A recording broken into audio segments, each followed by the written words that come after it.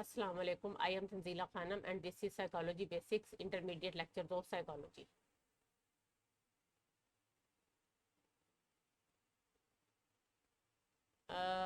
हम तकरीबन अपना पूरा सिलेबस कवर कर चुके हैं। अब हमारा सिर्फ एक लास्ट पोर्शन रह गया है जो कि हायर कॉग्निटिव प्रोसेसेस के ऊपर बेस करता है।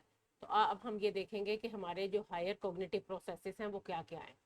उसके लिए सबसे पहले हमें ये जानना ज़रूरी है कि कॉग्निशन किसको कहते हैं। कॉग्निशन का बेसिकली जो वर्ड है, हम बहुत दफ़ा अपने लेक्चर्स में इस पे बात कर चुके हैं कि कॉग्निशन जो है वो बेसिकली आपकी अंडरस्टैंडिंग, आपकी दुनिया के बारे में आपका जो मालूमात हासिल करना, उनको समझना, उनको ऑर्गेनाइज करना, वो सब चीज़ें जो हैं वो आपके कॉग्निशन के अंदर आती हैं। तो बेसिकली किसी चीज़ के बारे में नॉलेज हासिल करना, किसी चीज़ को अंडरस्टैंड करना जो है वो हमारा कॉग्निशन कहलाता है।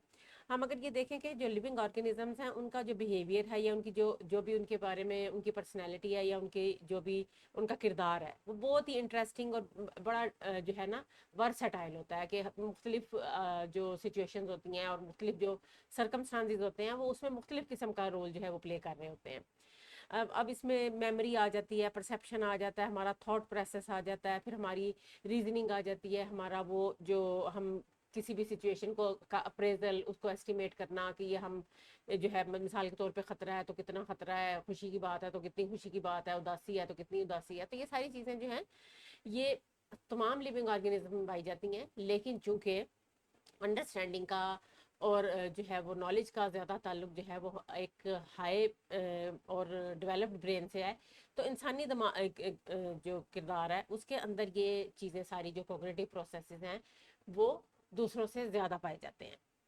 तो इसमें हम ये कह सकते हैं कि हमारा जो हमने पढ़ा था नर्वस सिस्टम, उसमें हमने पढ़ा था ना सेरिब्रल कॉर्टेक्स, जिसके ऊपर लेयर्स होती हैं।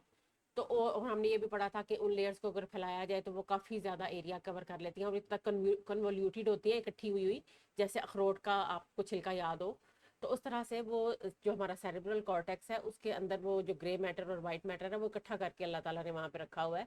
और वो जो जितनी ज़्यादा लेयर्स हैं उस वक्त भी हमने पढ़ा था कि वो इंटेलिजेंस की निशानी समझी जाती हैं, डेवलपमेंट की निशानी समझी जाती हैं। तो इंसान का दिमाग चूंकि उसका सेरिब्रल कॉर्टेक्स है, उसका जो सेरिब्रम है बहुत ज़्यादा डेवलप्ड है, तो ये हायर कॉग्निटिव प्रोसेसेस भी बहुत ज़्यादा जो है वो इंसानों के साथ अटैच किए जाते हैं।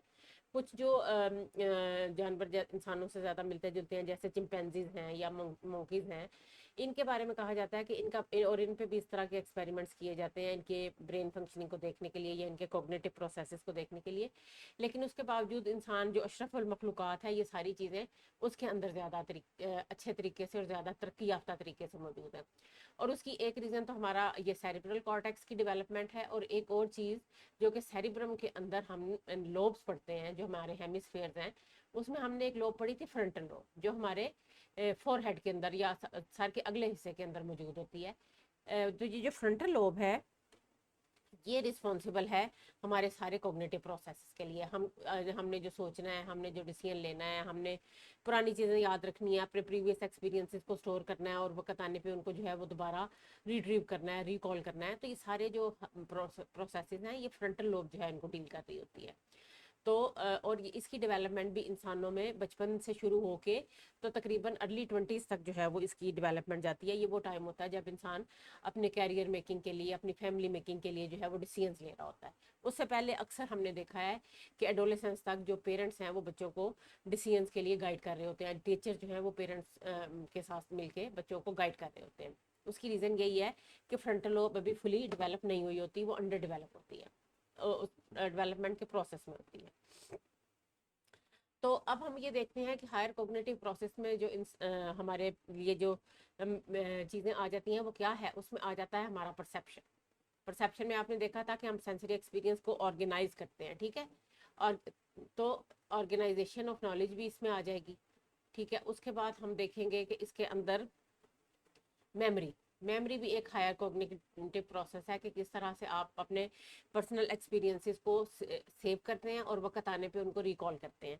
फिर उसके बाद रीजनिंग, कि किस तरह से आप जो है वो मुख्तलिफ चीज़ों को, हालात को आपस में जोड़ के तो उससे फैसले कर रहे हैं और जो है वो प्रॉब्लम्स को सॉल्व कर रहे हैं। जजमेंट आपकी किसी भी चीज़ के बारे में, ठीक है। फिर उसके बाद आपकी इमेजिनेशन, ये बहुत ज़्यादा इंपॉर्टेंट एक टॉपिक है। जो इमेजिनेशन को आप क्रिएटिविटी भी कह सकते हैं ये भी जो है वो हमारे जो कॉग्निटिव प्रोसेसेस हैं। और आप ये देख लें, ये सारी चीज़ें जो हैं ये इंसानों में ज़्यादा बेहतर तरीके से पाई जाती हैं। फिर उसके बाद हमारा थॉट प्रोसेस जो है हमारा, वो हमारा बहुत ज़्यादा इंपॉर्टेंट रोल प्ले करता है हमारे कोग्निटिव प्रोसेसेस में, हमारी प्रॉब्लम सॉल्विंग में, हमारी रीजनिंग में, हमारी जजमेंट में। ठीक है। उसके बाद आगे आ जाता है प्रॉब्लम सॉल्विंग। तो ये सारी चीज़ें अगर हम इन एबिलिटीज़ को देखें तो ये बहुत सारी एबिलिटीज़ हैं, लेकिन चंद एक मैंने यहाँ पे लिखी है कि वो चीज़ें हैं जो हमारी ज़िंदगी को बेहतर बनाने के लिए, ज़िंदगी को इंसान को अपने गोल्स को अचीव करने के लिए, हमें जो जो प्रॉब्लम्स पेश आते हैं उनके अप्रोप्रिएट और ऑन टाइम सॉल्यूशंस के लिए, इन सारी चीज़ों की जो ये जो कोग्निटिव एबिलिटीज़ है इनकी इंसान को ज़रूरत होती है और इनको वो इस्तेमाल कर रहा होता है। और इसके साथ साथ फिर हम ये भी देखते हैं कि इसमें इंसानों के अंदर भी इसमें इंडिविजुअल डिफरेंसेस पाए जाते हैं। कुछ लोग किसी एक तरह की सिचुएशन को ज़्यादा अच्छे तरीके से हैंडल कर लेते हैं, जबकि दूसरे लोग जो हैं वो किसी और तरह की सिचुएशन को ज़्यादा बेहतर तरीके से हैंडल कर लेते हैं। तो ये इंडिविजुअल डिफरेंसेस जो हैं यह, और सिचुएशन टू सिचुएशन भी वेरी करता है कि एक इंसान अगर एक सिचुएशन को हैंडल करने में बहुत ज़्यादा कॉम्पिटेंट है तो ज़रूरी नहीं कि वो दूसरी सिचुएशन को भी उतने ही अच्छे तरीके से हैंडल कर ले। या हो सकता है अगर एक इंसान बहुत ज़्यादा क्रिएटिव है तो उसकी जो है वो मेमोरी भी बहुत ज़्यादा अच्छी हो। मतलब हर एबिलिटी जो है इंसान के अंदर मौजूद तो है, लेकिन उसके अंदर डिफरेंसेस हैं कि एक एबिलिटी किसी के अंदर ज़्यादा है और दूसरी एबिलिटी किसी के अंदर कम है। ठीक है। अब हम ये देखते हैं कि हमारे जो कोग्निटिव एबिलिटीज़ हैं उसमें सबसे पहले जो आज का हमारा टॉपिक हम कवर करेंगे आज के लेक्चर में वो है इंटेलिजेंस।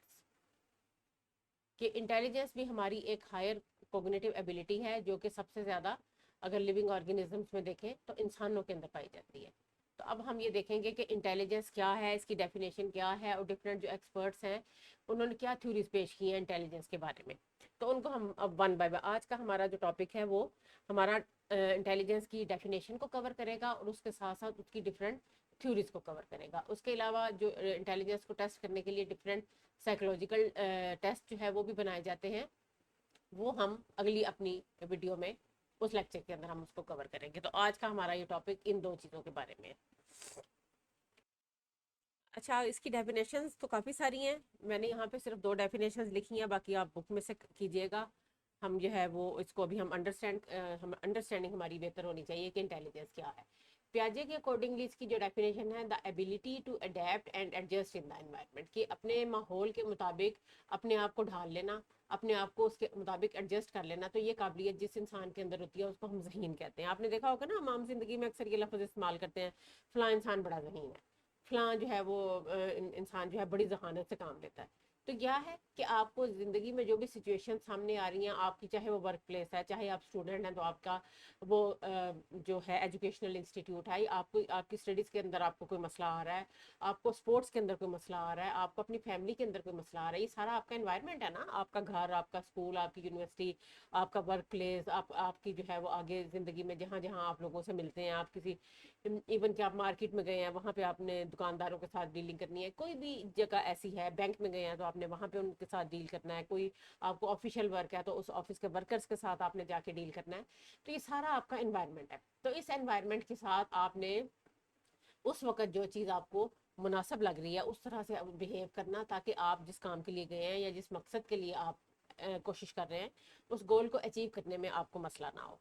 तो इंसान जो है जब अपने एनवायरनमेंट के साथ, इन सारे लोगों के साथ अपनी सोसाइटी में अडेप्ट कर लेता है और एडजस्ट कर लेता है, तो इसका नाम पियाजे के मुताबिक जहानत है। वेक्सलर के मुताबिक अगर हम देखें, इन दोनों की डेफिनेशन मैंने इसलिए इसमें शामिल की हैं अपने लेक्चर में क्योंकि हम आगे अगले लेक्चर में इनकी जो इंटेलिजेंस टेस्ट हैं वो पढ़ेंगे।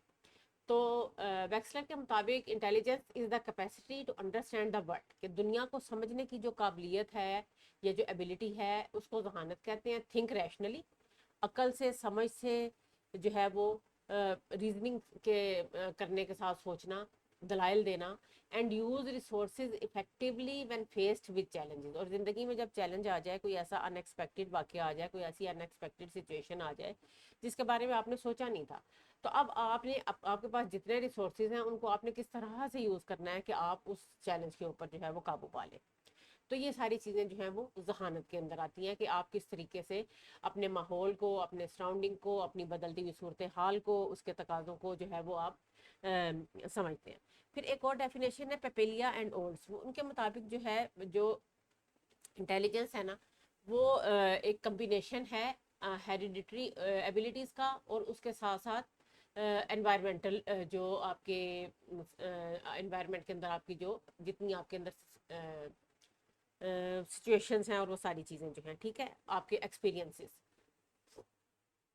तो hereditary ability and environmental experience से जब मिलते हैं तो जहानत बनती है। और इसको हम फिर किस लिए यूज़ करते हैं कि इर्द गिर्द के माहौल को समझने में, ठीक है, डिफरेंट किस्म के इवेंट्स के दरमियान रिलेशनशिप्स को समझने में, अंडरस्टैंडिंग के लिए, ठीक है, कि कोई चीज़ किस तरह से काम कर रही है, understanding the relations between events के, डिफरेंट सिचुएशन, डिफरेंट इवेंट्स के दरमियान जो, और उसके साथ प्रॉब्लम सॉल्विंग के लिए। तो ये सारी चीज़ें जो है हमें ज़िंदगी में एक बेहतर ज़िंदगी गुजारने की, क्योंकि देखिए कहते हैं ना जिंदा तो सभी रहते हैं, लेकिन उसको एक बेहतर तरीके से लेके चलना ज़िंदगी को, और उस अपने मसाइल से निपटते हुए अपने गोल्स को एक अच्छे तरीके से अचीव करना आपकी मेंटल हेल्थ के लिए भी अच्छा है और आपकी फिजिकल हेल्थ के लिए भी अच्छा है। अब हम ये देखते हैं कि डिफरेंट जो साइकोलॉजिस्ट हैं उन्होंने वो उनके मुताबिक जहानत क्या है, ठीक है, डेफिनेशन तो हमने पढ़ ली। अब हम ये देखें कि थ्योरीज भी वही होती है ना, कि असल में जो डिफरेंट एक्सपर्ट्स होते हैं वो किसी भी कंसेप्ट के बारे में क्या सोचते हैं, और उस कंसेप्ट के बारे में रिसर्च करने के बाद उन्होंने क्या अपनी राय जो है वो जाहिर किया, जिसको हम थ्योरी कहते हैं। तो नंबर 1 पे हम पढ़ेंगे जनरल और स्पेसिफिक एबिलिटीज, कि कुछ जो एक्सपर्ट्स हैं उनके मुताबिक जो जहानत है वो एक जनरल एबिलिटी है। यानी एक जो इंसान जहीन है, जैसे मैंने अभी बात की ना कि हम बात करते हैं कि फला इंसान बड़ा जहीन है, वो बड़ी जहानत से काम करता है। तो जनरल एबिलिटी ये है जिसको जी फैक्टर का नाम दिया गया, कि जनरल एबिलिटी वो है कि एक जो इंसान जहीन है ना वो हर सिचुएशन में जहीन है। अभी मैं आपको याद होगा मैंने शुरू में बात की थी कि इंडिविजुअल डिफरेंसेस हमेशा होते हैं, लेकिन जी फैक्टर के अकॉर्डिंगली के जो इंसान जहीन है वो हर सिचुएशन के अंदर अपने प्रॉब्लम्स को सॉल्व कर लेगा। साइकोलॉजिस्ट चार्ल्स स्पेयरमैन के मुताबिक जो इस चीज़ का पता चलता है जब किसी भी इंटेलिजेंस टेस्ट जो है उनको कोई इंसान या कोई इंडिविजुअल जो है वो हल करता है, तो जब ऐसा इंसान जब एक इंटेलिजेंस टेस्ट को बेहतर तरीके से हल कर रहा है, तो ये देखा गया है कि हर टेस्ट में जो है वो उसका जो स्कोर है वो अच्छे आएंगे। तो वो कहता है कि ये वाली जो चीज़ें हैं ये एक जनरल फैक्टर होता है कि जो कि हर तरह की जो काबिलियत है उसके अंदर शामिल होती है, कि एक सिचुएशन को उसने अगर अच्छे से हैंडल कर लिया, अगर उसने एक जगह पे इंटेलेक्चुअल अपना फंक्शन दिखाया, अगर उसने एक इंटेलिजेंस है वो अच्छे तरीके से हासिल किया, तो इसका मतलब है कि उसके अंदर एक जनरल इंटेलिजेंस है जो कि उसको हर सिचुएशन को अच्छे तरीके से हेल्प आउट करने में मदद दे रही है।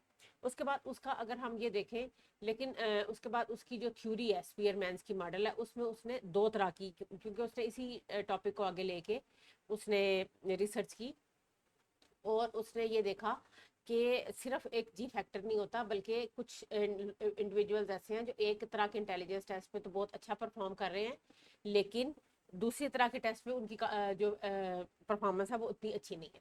तो उसने फिर उसने कहा कि एक जो है वो जी फैक्टर पाया जाता है और एक एस फैक्टर, जिसको उसने स्पेसिफिक फैक्टर का नाम दिया। स्पेसिफिक एबिलिटी एक जनरल एबिलिटी है और एक स्पेसिफिक एबिलिटी है।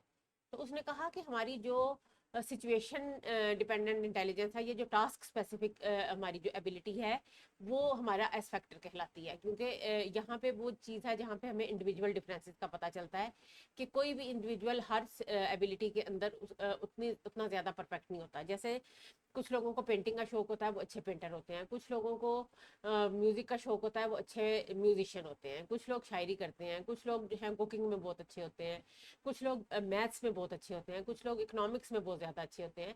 तो ये एस फैक्टर जो है ये इस तरह की टास्क स्पेसिफिक एबिलिटीज़ को लेके चलता है। तो बहुत सी चीज़ें ऐसी होती हैं कि जहाँ पे जो है वो जहानत जी फैक्टर ज़ाहिर नो डाउट जो एक इंसान ज़हीन है उसके अंदर इतनी एबिलिटी है। हमने क्या देखा कि जी जहानत क्या है कि आपने एनवायरनमेंट के साथ एडजस्ट भी करना है, एनवायरनमेंट के साथ अडेप्ट भी करना है, यानी आपने उसके अंदर एडजस्ट होना है और उसको अपने मुताबिक चेंज करना है, खुद को उसके मुताबिक चेंज करना है। दोनों तीनों चीज़ें इसके अंदर आ जाती हैं। तो जो इंसान ज़ाहिर है जिसके अंदर एक जनरल इंटेलिजेंस मौजूद होगी, वो हर तरह के माहौल में खुद भी एडजस्ट हो सकता है और माहौल को भी अपने मुताबिक, सिचुएशन को भी अपने मुताबिक चेंज करने की एबिलिटी वो अपने अंदर रखता है।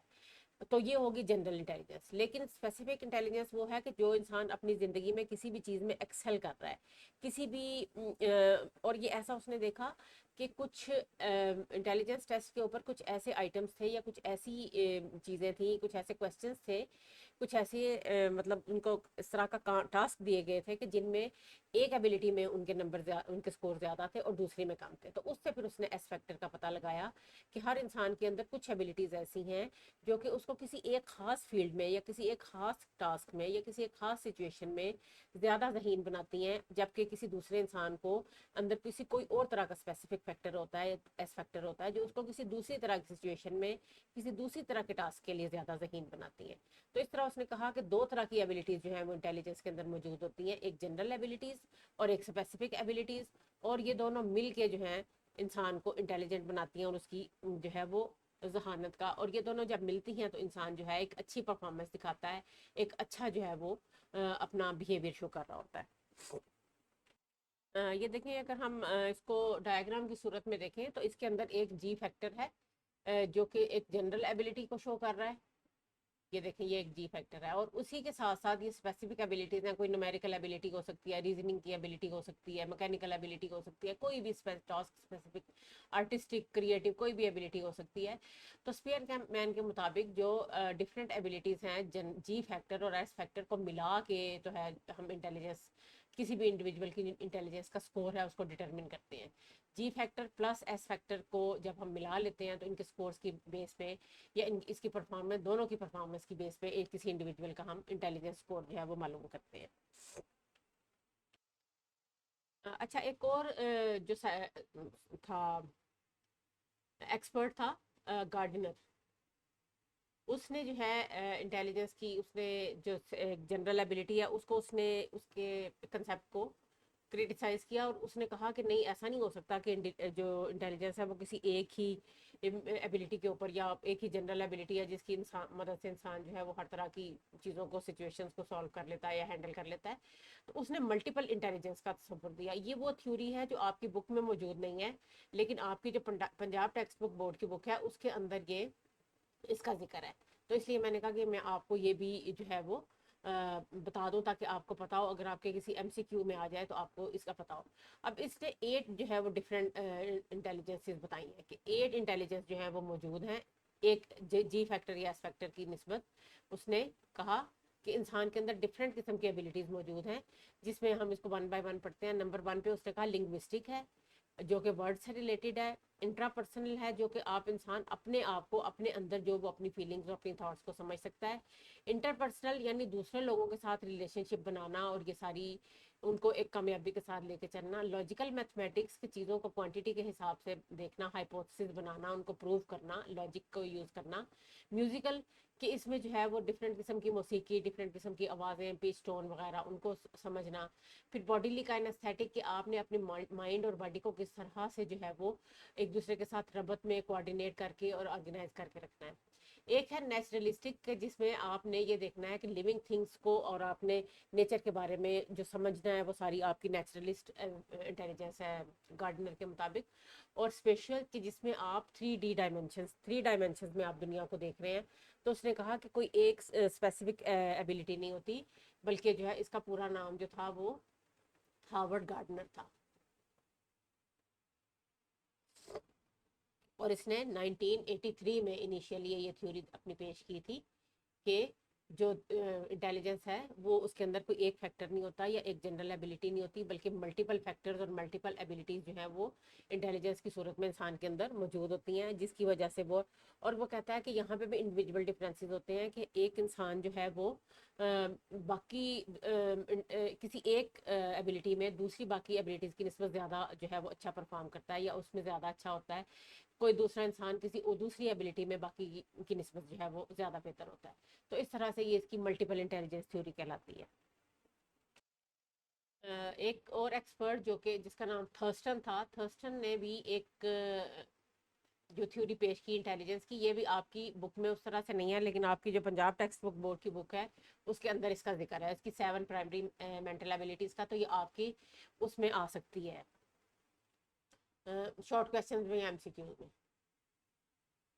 तो इसमें उसने कहा कि एक जो इंटेलिजेंस है उसको हम ये नहीं कह सकते कि एक ही जो है वो अमूमी काबिलियत या जनरल एबिलिटी होती है, बल्कि उसके अंदर बहुत सारी चीज़ें जो हैं, बहुत सारी एबिलिटीज़ मौजूद होती हैं, और इसने इनको इंटेलिजेंस की बजाय इसका नाम दिया कि इंटेलिजेंस जो है वो प्राइमरी मेंटल एबिलिटीज से मिलकर बनती है। तो इसका जो टर्म थी वो थी प्राइमरी मेंटल एबिलिटीज़। अभी हमने गार्डनर की यूज़ की ना, उसने इंटेलिजेंस का ही नाम दिया था कि 8 इंटेलिजेंसेज मौजूद हैं। थर्स्टन ने कहा नहीं, प्राइमरी मेंटल एबिलिटीज मौजूद होती हैं और ये 7 होती हैं। ठीक है, 7 प्राइमरी मेंटल एबिलिटीज मौजूद होती हैं, और जो मिल के ग्रुप करके जो है वो एक जनरल एबिलिटी बनाती हैं।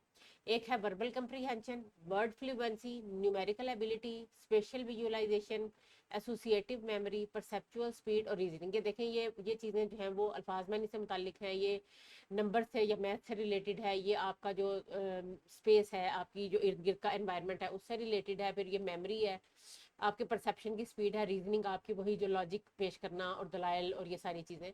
तो एबिलिटीज़ तकरीबन ये वही हैं जो कि उसने गार्डनर ने भी बताई थी, उसने उनको इंटेलिजेंसेस का नाम दिया था, इसने उसको कहा कि 7 प्राइमरी मेंटल एबिलिटी हैं जो ग्रुप करती हैं और तब जो है वो इंसान की एक जो है वो इंटेलिजेंस बनती है।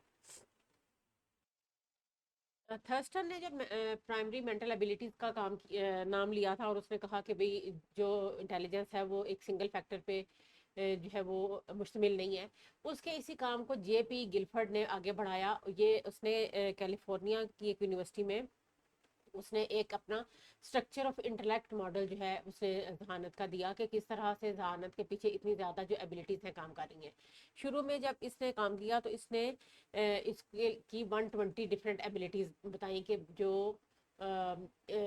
इंसानों के अंदर उनकी जो एस फैक्टर है, जो जी फैक्टर है, वो इन 120 एबिलिटीज से मिलकर बनता है। आहिस्ता आहिस्ता जब उसने इसको रिवाइज किया तो ये 150 पे ले आया, और उसके बाद कुछ अगली रिवीजन में इसको 180 एबिलिटीज पे कंसिस्ट उसने किया कि जो जहानत है वो इतनी एबिलिटीज पे मुश्तमिल है। अब उसने इसको स्ट्रक्चर ऑफ इंटेलेक्ट मॉडल या एसआई मॉडल भी कहते हैं। इसके अंदर उसने देखा कि जो परफॉर्मेंस है किसी भी इंडिविजुअल की इंटेलिजेंस टेस्ट के ऊपर, उसकी जो उसको देखते हुए हम इंसान की जो अंडरलाइंग मेंटल एबिलिटी या इंटेलिजेंस फैक्टर्स है उस तक पहुंच सकते हैं। और वो उन एबिलिटीज़ को उसने इन 3 हेडिंग्स के अंदर उसने डिवाइड किया, जिसमें से एक को उसने ऑपरेशन का नाम दिया, एक को उसने कंटेंट का नाम दिया, और तीसरी को उसने प्रोडक्ट का नाम दिया। ऑपरेशन क्या है? वो सारे मेंटल प्रोसेसेस जो हम जो है वो परफॉर्म कर रहे होते हैं, जैसे हम सोच रहे हैं, हम याद कर रहे हैं, हमारी थिंकिंग, हमारी मेमोरी, उसके मुताबिक हमारी ऑपरेशंस की एबिलिटी है। फिर उसके अलावा कुछ एबिलिटी जो है वो कंटेंट से रिलेटेड है। ये 3 उसने ब्रॉड कैटेगरीज दी कि इन 3 ब्रॉड कैटेगरीज में हम जो इंटेलिजेंस टेस्ट के स्कोर हैं उनकी अंडरलाइंग एबिलिटीज को इन 3 हेडिंग्स के अंदर हम जो है वो डिवाइड कर सकते हैं और उनको अच्छे से पढ़ सकते हैं, उनको समझ सकते हैं। पहला है ऑपरेशन के हमारे मेंटल प्रोसेसेस, दूसरा है कंटेंट कि जो सी इंफॉर्मेशन के ऊपर इंसान ऑपरेशन कर रहा है, यानी वो किस चीज़ के बारे में सोच रहा है, किस चीज़ को याद कर रहा है, किस चीज़ के बारे में रीजनिंग कर रहा है। तो वो जो इंफॉर्मेशन की टाइप है वो कंटेंट कहलाएगी। वो न्यूमेरिकल भी हो सकती है, वो वर्बल भी हो सकती है, अल्फाज हो सकते हैं, मीनिंग हो सकते हैं, जुमले हो सकते हैं, फिगर्स हो सकती हैं। ठीक है। तीसरा जो ब्रॉड कैटेगरी उसने कहा कि जिसमें इंटेलिजेंस एबिलिटीज आ सकती हैं, इंटेलिजेंस की जो इंटेलेक्चुअल फैक्टर्स हैं वो आ सकते हैं, वो ऑपरेशन को जब कंटेंट के साथ आप जो है अप्लाई करते हैं, किसी भी कंटेंट के ऊपर जब आप कोई भी ऑपरेशन वो करेंगे, अप्लाई करेंगे, तो उसकी जो प्रोडक्ट होगी, उसकी जो एबिलिटीज है, 6 एबिलिटीज उसने ये बताई। तो ये 5 × 5 × 6 इज इक्वल टू 150। तो उसने कहीं पे उसने शुरू में उसने 150 एबिलिटीज बताई जो इंटेलिजेंस के अंदर काम करी हैं, कहीं पे उसने 150 और कहीं पे 180, क्योंकि कुछ जगह पे उसने जो ये कंटेंट है, उनको ऑपरेशंस हैं, उनको उसने 6 ऑपरेशंस बताया 5 की बजाय। ठीक है, आपकी बुक में ये वाला है जिसमें उसने 6 ऑपरेशंस बताए हैं। ठीक है। अच्छा, अब हम ऑपरेशन सबसे पहले देखते हैं कि ऑपरेशंस के अंदर जो एबिलिटीज आती हैं, जो ऑपरेशन की कैटेगरी में फॉल करती हैं, वो क्या है। सबसे पहले आती है कोग्निशन। कोग्निशन का मतलब आपको बताया था मैंने, अंडरस्टैंड करना। ठीक है, किसी चीज़ को जानना और समझना। अच्छा, उसके बाद दूसरे नंबर पे आ जाती है मेमोरी, कि किसी भी चीज़ को आपने, किसी भी इंफॉर्मेशन को आपने जो है वो रिकॉल करना है, तो वो आपकी जो रिकॉल करने की एबिलिटी है उसको हम मेमोरी कहेंगे। फिर आगे आ जाती है कन्वर्जेंट प्रोडक्शन। कन्वर्जेंट प्रोडक्शन जो है वो क्या आपकी कौन सा ऑपरेशन है कि आपने एक किसी भी प्रॉब्लम का एक सिंगल सोल्यूशन निकालना है, ठीक है। डिड्यूस आ, जिसको हम डिडक्टिव रीजनिंग भी कहते हैं, डिड्यूस अ सिंगल सोल्यूशन, कि किस कोई भी प्रॉब्लम आपको सामने नजर आ रहा है उसका आपने सिंगल सोल्यूशन जो है वो निकाल लिया, ठीक है। डाइवर्जेंट प्रोडक्शन में क्या आ जाएगा कि आपने किसी भी प्रॉब्लम के मल्टीपल सोल्यूशंस निकाल लिए, ठीक है, मल्टीपल सोल्यूशंस, तो उसको हम कहेंगे ये डाइवर्जेंट प्रोडक्शन या डाइवर्जेंट वो है थिंकिंग है। उसके बाद आगे आ जाती है इवेल्युएशन, ठीक है। इवेल्युएशन में हम ये देखेंगे कि हमने किसी भी चीज़ की, इंसान के अंदर जो एबिलिटी, किसी चीज़ को जज करने की एबिलिटी, के कोई चीज़ जो है वो एक्यूरेट है, इंफॉर्मेशन एक्यूरेट है, वैलिड है कि नहीं है, कोई भी किसी भी चीज़ को जब आप जज कर रहे हैं, उसको एवेल्युएट कर रहे हैं, तो उसकी जो ऑपरेशन है या उसके अंदर जो अंडरलाइंग एबिलिटी है उसको हम इवेल्युएशन कहते हैं। इसी तरह हम देखते हैं कि जो कंटेंट है, कंटेंट के अंदर हमारे पास इस वक्त 5 कंटेंट्स हैं जो कि एबिलिटी, 5 एबिलिटीज जो काम कर रही हैं, ठीक है। विजुअल जो है, आपको जाहिर है आपको जो आप देखते हैं उसके ज़रिए आपने जो इंफॉर्मेशन या जो आपने कोई भी किसी भी किस्म की मालूमात लेनी है वो विजुअल आपकी इंफॉर्मेशन है। ऑडिटरी में आपकी वो इंफॉर्मेशन आ जाती हैं जो कि आप हियरिंग के थ्रू लेते हैं, ठीक है। फिर उसके बाद सिंबॉलिक में आपकी वो वाली चीज़ें आ जाती हैं जो सिंबल्स और साइंस के थ्रू, जैसे आप ट्रैफिक जो है वो सिंबल्स हो गए, या फिर प्लस माइनस के आपके निशान है, वो आपके जितने भी साइंस और सिंबल्स हैं वो आपके सिंबॉलिक कंटेंट में आ जाते हैं, ठीक है। फिर उसके बाद सिमेंटिक जो है, सिमेंटिक रिलेट करता है किसी भी चीज़ के वर्ड मीनिंग के साथ, किसी भी अल्फाज की मीनिंग आपकी वोकैबुलरी उसके साथ। तो जो एबिलिटी यहाँ पे काम कर रही है वो the ability to understand the meanings of the words, ठीक है। उसके बाद आगे आपकी आ जाती है बिहेवियरल। बिहेवियरल में वो आ जाती है कि वो चीज़ें जो आप एक्ट करके जो आप जो है वो सीख रहे हैं, तो ये सारी इन्फॉर्मेशन, ये आपको आपकी एबिलिटी है कि आपने अपनी आंखों से देख के जो इन्फॉर्मेशन हासिल करनी है उसको विजुअल कंटेंट कहेंगे। जो एबिलिटी आपने सुन के हासिल करनी है उसको हम ऑडिटरी कंटेंट कहेंगे। जो साइंस की सूरत में है उसको समझने की एबिलिटी, वो सिंबॉलिक कंटेंट आएगा। इस तरह से डिफरेंट किस्म की जो ये सारी आपकी बेसिकली एबिलिटीज़ हैं, और आपका ये कंटेंट वो है जो इन्फॉर्मेशन आपको अपने एनवायरनमेंट से मिल रही है अपने डिफरेंट सेंस ऑर्गन्स के थ्रू, ठीक है। जो तीसरी चीज़ है वो प्रोडक्ट है। प्रोडक्ट में भी बेसिकली उसी तरह की एबिलिटीज़ मौजूद हैं जो मिलके गिलफर्ड के मुताबिक इंटेलिजेंस का मॉडल बना रही हैं। इसमें सबसे पहले हम ये देखते हैं कि प्रोडक्ट वो है कि आपने एक पर्टिकुलर ऑपरेशन एक पर्टिकुलर कंटेंट के ऊपर किया, तो उसके जवाब में जो आपके पास रिजल्ट आ गया वो आपका वो कहलाता है, प्रोडक्ट कहलाता है, ठीक है। और इसमें जो है वो 6 प्रोडक्ट्स जो हैं वो शामिल हैं। सबसे पहले यूनिट्स हैं, कि आपने कोई भी सिंगल आइटम जो है आपको पता हो कि हाँ भी ये सिंगल आइटम और इंफॉर्मेशन, जैसे मैथ में नहीं पढ़ते यूनिट्स, तो किसी जैसे कि ये एक एप्पल है, तो एक एप्पल का मतलब है कि आपके पास एक यूनिट इंफॉर्मेशन आ गई है। क्लासेस है कि आपने उसको डिफरेंट जो है वो वाली जो यूनिट्स जो कि कॉमन कैरेक्टरिस्टिक हैं जिनके अंदर, उनको आपने कंबाइन कर देना है। मिसाल के तौर पे एक एप्पल है, एक ऑरेंज है, एक बनाना है, उनको आप कंबाइन करके एक फ्रूट की क्लास बना लेंगे कि ये एक फ्रूट की क्लास है, ठीक है। उसके बाद तीसरे नंबर पे आ जाता है रिलेशनशिप। डिफरेंट इंफॉर्मेशन के अंदर जो रिलेशनशिप्स होता है, जैसे कुछ अल्फाज सिनोनिम्स होते हैं, कुछ अल्फाज ऑपोजिट्स होते हैं, कुछ अल्फाज जो हैं वो एनालॉजीज होती हैं। तो ये डिफरेंट चीज़ों के अंदर जो रिलेशनशिप्स होता है इंफॉर्मेशन के अंदर, उसको हम रिलेशन कहते हैं। उसके बाद आगे आ जाता है सिस्टम्स। सिस्टम में हमारी आ जाता है कि जो मल्टीपल रिलेशंस आपस में मिल जाते हैं वो अब मिलके एक सिस्टम बना रहे होते हैं, ठीक है। कि आप जब वो एक नेटवर्क बन जाता है आपका डिफरेंट किस्म के रिलेशंस का, तो उसको हम कहते हैं कि ये एक सिस्टम है। गिलफर्ट की उसमें कि ये एबिलिटी है सिस्टम्स को अंडरस्टैंड करने की।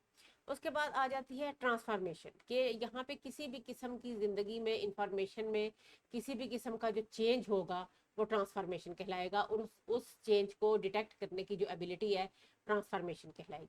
और इम्प्लीकेशन जो है वो क्या है, किसी भी चीज़ का जो कॉन्सिक्वेंस है, किसी भी चीज़ के जो रिजल्ट्स हैं वो जो है वो कॉन्सिक्वेंस में आएंगे, उनको अंडरस्टैंड करने की जो एबिलिटी है वो इम्प्लीकेशन है। ये सारी चीज़ें जो मैंने आपको बताई, ये गिलफर्ड के मुताबिक ये सारी हमारी मेंटल एबिलिटीज़ हैं, कि किस तरह से हम चीज़ों को रिकॉल कर रहे हैं मेमोरी में, किस तरह से हम चीज़ों को अंडरस्टैंड कर रहे हैं कॉग्निशन में, किस तरह से हम सिमेंटिक में हमारे पास जो कंटेंट मौजूद है मीनिंग की सूरत में मौजूद है, सिंबॉलिक में मौजूद है, साइंस की सूरत में मौजूद है, और हमारे अंदर वो एबिलिटीज़ हैं कि हम इनको अंडरस्टैंड कर सकें और समझ सकें। फिर इसी तरह डिफरेंट किस्म की जो हम ऑपरेशंस और कंटेंट को मिला के प्रोडक्ट बनाते हैं, तो वो ये भी हमारी एबिलिटीज़ हैं इन चीज़ों को अंडरस्टैंड करने की। यूनिट एक एबिलिटी है जिसमें हम सिंगल आइटम को अंडरस्टैंड करते हैं, क्लासेस वो एबिलिटी है जिसमें हम जब यूनिट्स को कंबाइन कर लेते हैं तो हम एबिलिटी बनाते हैं। तो इस तरह गिलफर्ड के मुताबिक ये डिफरेंट किस्म की जो 150 एबिलिटीज़ हैं या 180 एबिलिटीज़ हैं, आपकी बुक में एक जो ऑपरेशन है वो भी मैं आपको बता दूं जो ज़्यादा बताया हुआ है, वो है मेमोरी रिकॉर्डिंग। इसमें सिर्फ मेमोरी जो है वो एक अलग लिखी हुई है, एक उसमें आपकी दो बताई गई हैं, एक मेमोरी की रिकॉर्डिंग है और एक मेमोरी की रिटेंशन है। हमने तो पढ़ा था ना, हम पहले चीज़ों को रिकॉर्ड करके एनकोड करके स्टोर करते हैं और उसके बाद हम मेमोरी को रिकॉल करते हैं, उसको रिटेंशन कहते हैं, और स्टोर करने को हम, तो इस तरह जब हम 5 इंटू ये 5 हमारे 6 हमारे ऑपरेशन, 5 हमारे कंटेंट और 6 हमारे प्रोडक्ट्स, तो यहाँ पे हमारी बन जाएंगी एबिलिटीज़ इससे ज़्यादा। ठीक है, चलिए हम इसको मल्टीप्लाई करके देखते हैं, 180। तो इस तरह से गिलफर्ड ने जब शुरू में अपना मॉडल दिया तो उसकी 120 थी, फिर उसके बाद उसने कुछ में कुछ ऐड किया तो 150 हो गई, और उसके बाद अब 180 है। तो ये डिफरेंट, आपको पता है कोई भी थ्योरी आती है तो उसमें डिफरेंट किस्म की जो है वो आती जाती हैं वेरिएशंस, और उसके बाद उससे क्रिटिसिज्म के साथ साथ उसमें डिफरेंट किस्म की मॉडिफिकेशंस भी की जाती हैं। अच्छा, अब यहाँ पे गिलफर्ड ये कहता है कि उन्होंने ये देखा कि बहुत से लोगों में जो है वो इन एबिलिटीज़ के अंदर जो है वो बहुत ज़्यादा फ़र्क पाया जाता है। किसी के अंदर किसी एक तरह के कंटेंट की मिसाल के तौर पर कुछ लोग सिंबल्स को बहुत अच्छे तरीके से समझते हैं लेकिन सिमेंटिक में वो अच्छे नहीं होते, लेकिन कुछ लोग जो है वो विजुअल एबिलिटी उनकी बहुत अच्छी होती है, उससे इन्फॉर्मेशन ज़्यादा अच्छी ले लेते हैं, और लेकिन हियरिंग में उनकी एबिलिटी उतनी ज़्यादा नहीं होती। कुछ लोग जो हैं वो वोकेबलरी में बहुत ज़्यादा अच्छे होते हैं, और ये लोग फिर जो है अच्छे ऑथर होते हैं, अच्छे फिलोसफर्स बन सकते हैं। कुछ लोग जो हैं वो जब अगर सिंबॉलिक में अच्छे हैं तो वो बेहतर मैथमेटिशियन और हिसाब किताब में अच्छे होते हैं। तो उसने कहा कि इस तरह से इंडिविजुअल डिफरेंसेस होते हैं कि हर इंसान जो है वो डिफरेंट किस्म की जो एबिलिटीज़ हैं उनके अंदर डिफरेंट तरीके से उसकी इंटेलिजेंस जो है वो शो हो रही होती है। तो इसको ज़रा आप अच्छे से पढ़ेंगे, मैंने इसीलिए आपको ये डायग्राम से समझाया है ताकि आपको समझ आ जाए कि किस तरह से उसने एक 3D मॉडल बनाया है। इसको 3D मॉडल ऑफ इंटेलिजेंस भी कहते हैं। ये डिफरेंट किस्म के इसके नाम हैं जो कि आपको MCQs में या शॉर्ट क्वेश्चंस में पता होने चाहिए। ठीक है, तो इसको 3D मॉडल ऑफ इंटेलिजेंस भी कहते हैं, कि एक साइड पे हमने प्रोडक्ट्स रखी हुई हैं, एक साइड पे हमने कंटेंट रखा हुआ है, और एक साइड पे ऑपरेशन रखे हुए हैं। और जब हम कोई भी काम कर रहे होते हैं तो उसमें हम कोई एक एबिलिटी यूज़ नहीं कर रहे होते, बल्कि हम मल्टीपल एबिलिटीज़ जो है वो यूज़ कर रहे होते हैं। इसको एक एग्जांपल से मैं आपको समझाती हूँ। मिसाल के तौर पर एक बच्चा है, उसको आपने कुछ अल्फाज जो है सिंगल सिंगल अल्फाज जो कि जुमले नहीं है, सिर्फ अल्फाज हैं, आपस में उनका कोई ताल्लुक नहीं है, अनरिलेटेड वर्ड जो है आपने उसको मेमोराइज करने के लिए दे दिए हैं। अब यहाँ पे सिमेंटिक कंटेंट है क्योंकि आपने उसको वर्ड याद करने के लिए दिए हैं। ठीक है, मैं आपको थोड़ा सा यहाँ से समझाती हूँ कि आपने बच्चे को कुछ अल्फाज याद करने के लिए दिए हैं, अनरिलेटेड वर्ड्स हैं, एक दूसरे के साथ मिलते जुलते नहीं है, उनका आपस में कोई ताल्लुक नहीं है, बस एक लिस्ट है वर्ड्स की जो उसने याद करनी है।